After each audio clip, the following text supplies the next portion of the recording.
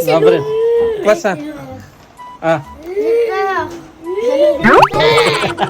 Naglasak! Spaghetti. Dili la.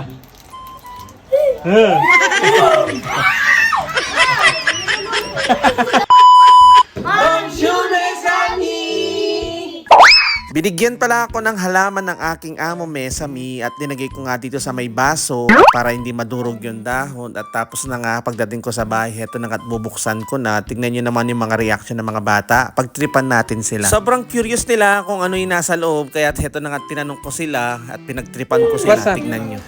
Ah. Naglasak! Si Asek! Si Bubu Sarok. Tawag ko niya. Asek! Asek! Si Asek! Ah.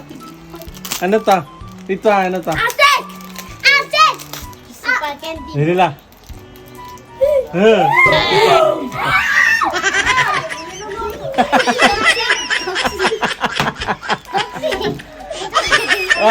Ah, utak lang mama, sinara na yung screen.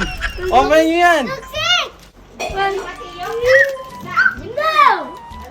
No! Ah, ayun nila. Sige, ito. 1, 2. Ah! Si Becky! Ah. Pasok kayo! Roya, Bia. Lapit kayo dito. Ah. And lapit isi.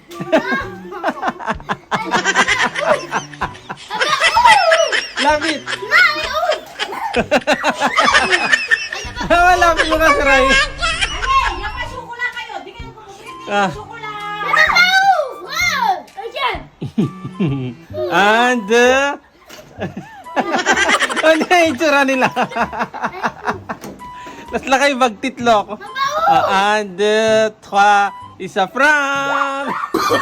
Oh, no, no, no, no. Sabi? Sabay lapit na.